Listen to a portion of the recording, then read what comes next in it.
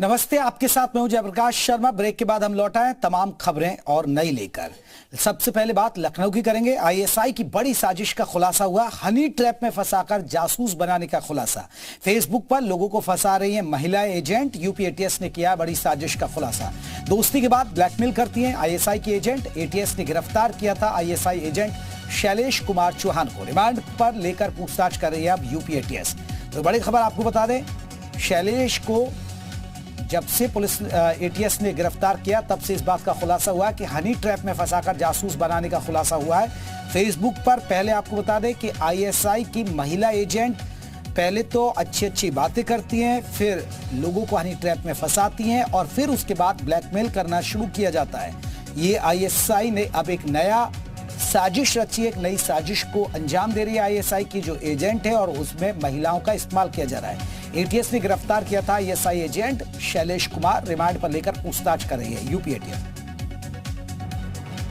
विशाल हमारे सहयोगी और ज्यादा अपडेट के साथ जुड़ गए। विशाल, अभी जो एटीएस ने आईएसआई का जो एजेंट पकड़ा, लेकिन एक और बड़ा खुलासा। अब तक तो ये बात सामने आ रही थी कि लालच दिया जा रहा था पैसों का, लेकिन ये पूरा मामला हनी ट्रैप से जोड़कर देखा जा रहा है। हनी ट्रैप फिर ब्लैकमेलिंग का खेल।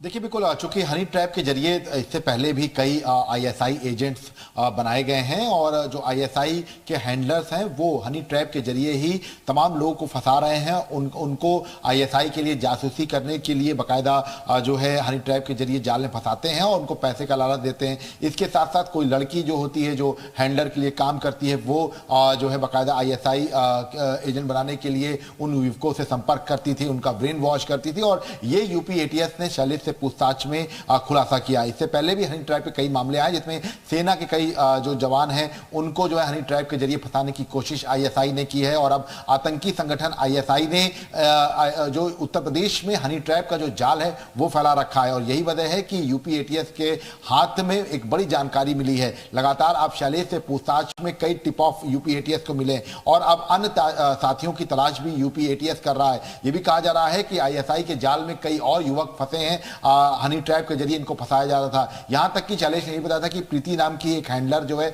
आईएसआई की वो उससे बातचीत करता था। इसके साथ साथ एक हरप्रीत करके एक और महिला थी जिससे वो बातचीत करता था। तो ये तमाम ऐसी चीजें हैं जो साफ कर रही हैं कि कहीं ना कहीं से एक युवकों को हनी ट्रैप के जरिए आईएसआई फंसा रहा है और उनको अपने जाल में फंसाने के बाद आईएसआई के लिए बाकायदा जो है जासूसी करने के लिए कहता है। इसके एवज में छोटी मोटी रकम भी देता है और हनी ट्रैप के जाल में फंसाकर उनका पूरी तरह से ब्रेन वॉश भी करता है। तो ये एक बड़ा खुलासा जो है वो यूपी जांच एजेंसी ने किया है। बिल्कुल विशाल, कुछ और क्लू मिल पाए और कुछ ऐसे सुराग मिल पाए शैलेश को रिमांड पर लेने के बाद? कुछ ये जानकारी निकल कर आई सामने?